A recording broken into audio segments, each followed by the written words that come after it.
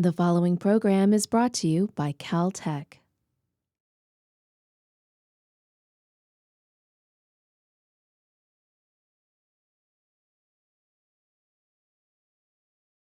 With that, I'd like to call Joelle Schwarz as the first speaker of the second session. The title of his talk is Murray Gell-Mann and String Theory.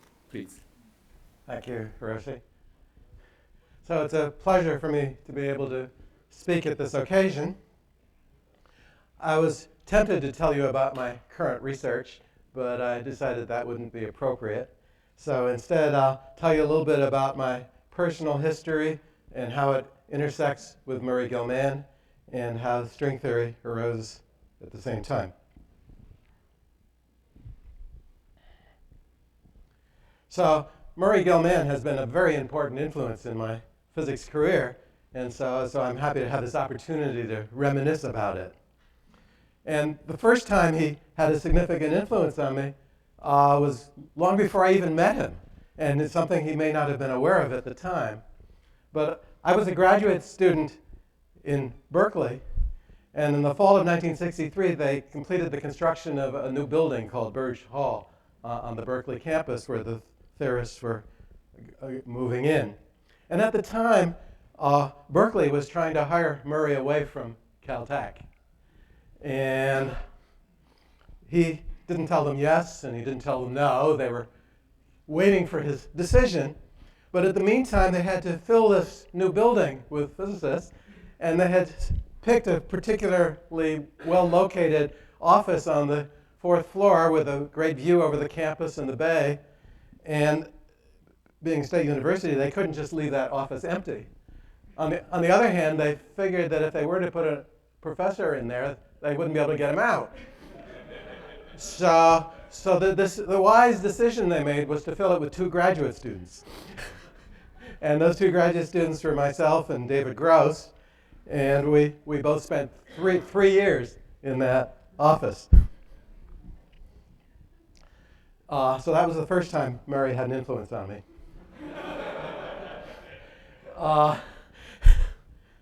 So after I graduated from Berkeley, I moved to Princeton. I was hired there by Murph Goldberger, by the way. And so I was there for 6 years. And during my years in Princeton was just the time when string theory arose. So it started with Veneziano's formula in 1968, and then kind of took off in 1969 and 1970. And the purpose for which it was constructed was to describe that accumulating zoo of particles that Barry Barish described in his lecture. We wanted a theory to account for all of that. Well, the original Veneziano formula had certain qualitative features that looked like that, but it was wrong in many details. For example, it required that space-time should have 26 dimensions, which wasn't exactly right. And it didn't have any fermions, and that wasn't exactly right either. So in 1971, there was significant progress.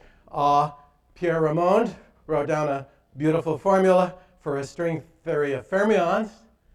And at the same time, André Neveu and I were working on a new bosonic theory. And then shortly thereafter, we realized that Pierre's fermions and our bosons lived happily together and formed a single theory, which carries all of our names. And so that work was done in 1971. And in that year, 71, 72, as I understand it, Murray had a leave of absence from Caltech, a sabbatical, and spent the year at CERN. And there was a very active group of theorists at CERN working on string theory. They had some of the top people there at the time. And so even though Murray wasn't exactly doing that himself, he was very much aware of what they were doing. And some of those people got interested in the work that Andre and I had done. And so I think that's how Murray perhaps became aware of my existence. And this was very good luck for me because in 1972 I was required to leave Princeton. And this was, as was mentioned yesterday, I guess by David Politzer, this was a terrible time in the physics job market. And so I was very fortunate to end up at a first-rate place, because it could easily have turned out otherwise, except for these happy coincidences. So because Murray got so interested in what I was up to, I believe, is why I then got an invitation to join Caltech. And I came here in the fall of 1972 and have remained since then. So when I got to Caltech, I found that Murray was collaborating with Harald Fritsch and also later with Peter Minkowski on developing QCD. This was the period, as we've heard in other talks, when the standard model was completed and all the beautiful work that went with that. The J-psi particle that Barry described was discovered. So I followed all this with great interest, and I found it fascinating, but I continued to work on string theory nonetheless. String theory starting in around 73 when the standard model was formulated. QCD was accepted. We didn't need a string theory of hadrons anymore because we had a beautiful field theory that was clearly correct. Nonetheless, I remained interested in string theory because I found that it was mathematically beautiful, and I just was unwilling to give up on it. And I had a fantastic position here at the time. I'm not sure that I fully appreciated it as much as I should have, but I was a research associate. I had no teaching responsibilities, no committee duties, although I voluntarily did some of each. And Murray made available for me funds that he had received from the Fleischmann Foundation, which were used to invite visitors. And so all my buddies came by over the subsequent years. And so one of my buddies was André Neveu. This is taken much, much later. This is a picture from 2002 of André and myself. So we had worked, as I said, in 1971 at Princeton, and a couple of years later he came visiting to Caltech. Another of my buddies, also whom I had met at Princeton, another Frenchman named Joelle Schwarz, who was one of the absolute leaders in the development of string theory throughout the 1970s. He tragically died in 1980 at a very young age, but he was a brilliant guy. And so he was a visitor here in the winter of 1974. And during the few months that he spent here, was really a turning point in my career intellectually. And that was when we realized that string theory, which had been developed to describe the strong nuclear force and the hadrons, was giving rise to a graviton, a massless spin 2 particle, which had all the right properties to describe gravity. So it was at this time that we proposed that the goal of string theory should be changed, and we should use it to describe a quantum theory of gravity coupled with all the other interactions. A unified theory. We understood that there were no ultraviolet divergences in string theory, so that problem would automatically be solved. And we also realized that the extra dimensions become a virtue rather than a defect once you have a theory in which geometry is determined dynamically. So Joelle Schwarz was a fantastic collaborator and has certainly been missed since then. Another of my buddies who came visiting was Lars Frank. This is a picture taken at his most recent visit to Caltech. You probably recognize where this is, behind Dabney Hall. So I'll say more about Lars in a few minutes, so let me move ahead. And another collaborator was Michael Green. This is again taken at the same meeting in 2002 where I showed you the picture with Neveu. One thing I like about this picture is that it shows the two different possible methodologies for wearing a necktie.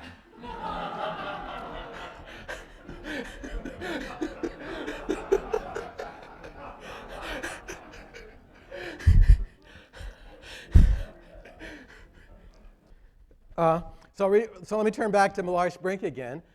He had made several extended visits here in the 1970s and 1980s. And we did a number of interesting things together. In 1976, we formulated N=4 super Yang-Mills theory, which is a fascinating theory. It was the first example found of a conformally invariant quantum theory in 4 dimensions. It's now believed that this theory is exactly integrable, at least in a certain limit, and possibly without that limit, but definitely with a limit. And it's a much studied theory. It's 1/2 of what appears in the basic example of ADS-CFT duality. In 1978, Lars Frank collaborated with Murray and Pierre Ramond and myself, and we wrote several papers formulating supergravity using superspace formalism. These papers are not terribly well known. Other people did related work at the same time, and the formalism that others developed is more commonly used for this purpose, although much of the work on supergravity doesn't use superspace at all. But in some fundamental sense, it ought to be there. Lars Frank has experienced what I call the Swedish burden. And when you become a distinguished physicist in Sweden, you're expected to serve on the Nobel Prize Committee. And so Lars has been doing this for a number of years. And this past year, he was actually the chairman of the Physics Selection Committee. And so he was involved, therefore, in the selection of Peter Higgs and Francois Englert this year for the prediction of the Higgs boson and the Higgs mechanism. The festivities in Stockholm are just about to take place, and so Lars was unable to attend this symposium, which he deeply regrets because he would have loved to have been here. But he did send me a short video, which I will play at the end of my remarks. Now, my other major collaborator was Michael Green, and I showed his picture already. So we collaborated for about 7 years. We crossed paths at the CERN cafeteria in 1979, although we knew each other from Princeton earlier. And at that time, we decided to collaborate on trying to understand better how space-time supersymmetry is implemented in string theory. I didn't mention it earlier, but perhaps I should have, that this RNS string that I described from 1971 was known to have supersymmetry on the string worldsheet, a 2-dimensional form of supersymmetry, which was actually the first example of a supersymmetric field theory. And this inspired West and Zumino to formulate analogous theories in 4 dimensions and led to the whole story on the search for supersymmetry. And it had been pointed out a few years later by Liazzi, Shirk, and Olive that the 10-dimensional superstring should also have space-time supersymmetry in the 10-dimensional sense. And they had shown that there are an equal number of bosons and fermions at every mass level, which was very strong evidence that the symmetry was there, but they hadn't actually demonstrated that it was a symmetry. So the original problem that Michael and I had formulated was to prove that it is a symmetry. And it took us a while, but eventually we did that. And in the course of doing that, we realized that there were actually several different 10-dimensional string theories, which we called type 1, type 2A, and type 2B. And the type 2B, I should mention, is the other side of the ADS-CFT duality that's related to the n=4 super-Yang-Mills theory. Perhaps the best known work that Michael and I did was the cancellation of anomalies, showing that it's possible to have parity violation in string theory in a way that would be consistent with quantum mechanics. And that work was done in 1984 and attracted a lot of attention. And so string theory after that went from being a rather neglected topic to getting widespread interest and acceptance. In 1986, Michael Green and I teamed up with Edward Witten to write a 2-volume textbook on string theory, which is still much used, even though a lot has been learned since 1986. So after Michael and I were recognized as having done something useful, we each got the rewards of our success. So in my case, this meant instead of being a research associate, or the name got changed at some point to senior research associate, but that was just a change in the name. And So I became a professor, and this meant that I was now required to teach. And Michael, on the other hand, had already been required to teach, and his reward was he got a research fellowship from the Royal Society, which freed him for teaching for 5 years. So my reward was to teach, and his was to not teach. More recently, Michael has received the Lucasian Chair at the University of Cambridge, a chair previously held by such people as like Isaac Newton and Paul Dirac and Stephen Hawking. Hawking was required to give up this chair when he reached the magic age of 67, and Michael will very soon reach that age too, so he will also have to relinquish the chair unless they change the rules. So I have another video that I'm going to show you that Michael has provided. Let me say a little bit about the Aspen Center for Physics. This has been a very important place for me. I have attended the Aspen Center for Physics every summer since 1969, with only one exception, and also I've attended quite a few of the winter conferences as well. Murray has been deeply involved in Aspen also. I believe he started going there quite a bit before I did. So the Physics Center was started in 1962, and I'm sure he was there, maybe not in 62, but very soon thereafter, if not that first year. And Murray was chairman of the board of the Physics Center for 6 years in the 1970s. In the early 1980s, I was a treasurer. On two and only two occasions, the Physics Center has had what they call a physics cabaret. And the first one was in 1974, and the second one was in 1984. And I'm one of the very few people who participated in both of them. I'm not sure that's a good thing, but it was interesting. So in the first one in 1974, there were a couple of very famous skits. One of them featured Edward Witten, in which he plays a fellow at a bar picking up a pretty girl. And if anyone here who knows Edward can well imagine, he doesn't use the standard pickup lines. So that was quite entertaining. A second skit that took place at the 1974 Physics Cabaret featured Murray. And in that skit, by design, what happens is that some other physicists are on the stage performing their skit. And in the middle, Murray runs up onto the stage and starts shouting more and more, getting more and more excited. I have just found a theory that describes everything. And starts talking about the details and gets louder and louder. And then physicists dressed in white coats run up on the stage and carry him off, as I believe Sid was one of them, and as he's getting louder and louder. So that was a lot of fun. And it shows that even a chairman of the board can be a good sport. And in 1984, when a second cabaret was planned, the original intention was to have Murray repeat this skit.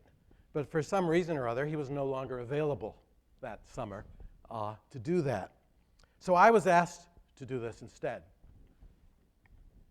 Well, as it happened, about a month before this cabaret, Michael and I, working in Aspen, had found this anomaly cancellation mechanism that I mentioned. So when my turn came up to run up on the stage and to explain that I just found a theory to explain everything, I gave the first public release of our results.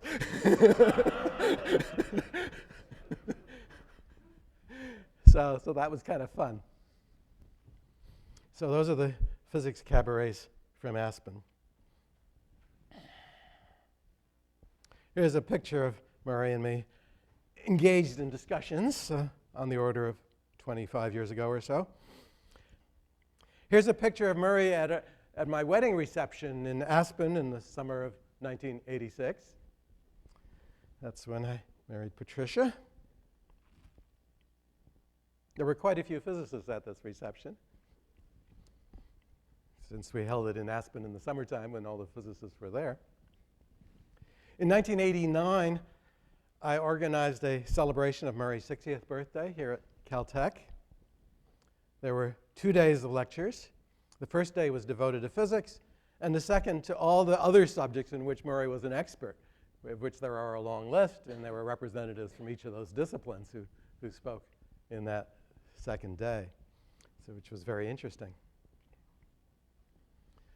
A few years after that, Murray left Caltech and moved to Santa Fe. As you know, he was one of the founding members of the Santa Fe Institute, where he continues to participate. So I've missed seeing Murray on a regular basis. I saw him, we overlapped here at Caltech for approximately 20 years, and it's about another 20 years since he left Caltech, where I haven't had that privilege. But we do cross paths occasionally in Aspen in the summertime, and I'm always delighted when that happens. So let me thank you for your contributions to physics, Murray, and to me personally, I thank you very much. So those are my prepared remarks, but I still do have the 2 videos that I promised you from Lars Frank and Michael Green. So this is the one from Michael. Hello, Murray. I'm really sorry not to be able to celebrate with you today. My memories of you go back much further than you would think. Your achievements dominated my period as a physics student. In particular, I remember the time you spent on sabbatical at Churchill College in Cambridge in 1966, when I was an undergraduate there, although there's no reason why you'd remember me. That was just a couple of years after the discovery of the omega minus and the confirmation of your idea of quarks 50 years ago. I and my fellow students were in awe. Much later, when I came to Caltech to work with John in the early 1980s, I had the opportunity of getting more direct experience of your awesomeness. But it was combined with your great generosity and hospitality. I remember how you made me feel at home at Caltech, and how you encouraged string theory research at a time when it wasn't obvious that this was a sensible subject to work on. It was particularly impressive that you were able to master technical intricacies of what is even now an ill-understood subject. We were getting little such encouragement from others in your generation. It was very difficult to keep up with you then in any subject that interested you, and I'm sure it is still very difficult to keep up with your current interests. I hope you're enjoying the memories of the developments of 50 years ago. What a brilliant choice of name, although I'm still not sure how to pronounce it. Is it quark or quark? Anyway, enjoy the day, and I hope to see you soon. Bye.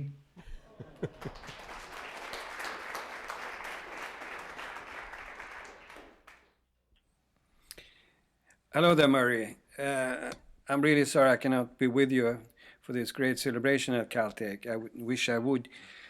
But, you know, December is a pretty busy month here, and on the 9th of December I have to be both here in Göteborg and in Stockholm, so third place would be impossible, even quantum mechanically, I think. Anyhow, I wish you a very happy day there. When I was a young undergraduate in 1964, in the fall of it, there was one guy, he came up to the rest of us, we were a little crowd, and he said, there's one professor in America, and he found that everything is built by 3 particles. I was very impressed with that. It sounded hilarious. And then, of course, I didn't do anything with it. I didn't know what to do and how to interpret it. But then, when I wrote my master's thesis, there was one name coming up all the time, and that was yours. So I realized how important you have been, how outstanding your achievements have been in the 50s and the 60s, how dominating you had been. And then, in 1969, I met you for the first time. You will not remember that, but that was the Nobel Symposium, the famous one. And you were, as usual, a bit early for lunch. It was the first day, and you came up, and there were just the crowd of us. I was the youngest graduate student, and I was doing all the mean jobs, but somehow we were allowed to eat with you. And you came there, and you were very polite, and saying, but it's clear that you were looking for someone to talk to. And then you find Gabor Domokos, or Domokos Gabor, as you would say, who was there even before you, and then you had someone to talk to, so you could slip away from us. Then, in 1976, when I came to Caltech, the first day I was so nervous I was shaking. You had checked where I came from exactly in Sweden so you could pronounce my name correctly. And you even taught everyone else to say it correctly, which meant that people were even afraid to address me when you were around, which, but anyhow, that was fun. But then we became good friends and collaborators, and that was one of the most lucky events of my life. It was really wonderful to have these close contacts with you. And with our good memories, we had a special way of having discussions, because I could be away for 10 months or so, and I came back and we started exactly where we had finished. I guess we don't do it these days, but we don't see each other too often. It's very sad. We should see each other much more often. But you know how life is. Anyhow, I wish you a very nice future. I hope you will be okay. I hope you will have some very nice and productive years, the coming years. And I really hope I will see you soon so we can continue again with some of our discussions. There are so many things which come to my mind when I think about you, all the good memories, and I could have spent more time than this, but there are more important things to discuss now. So, very nice. I'm so grateful to having made your acquaintance, to have been able to be so close to you, and this is one of the biggest things in my life. Bye-bye, Murray.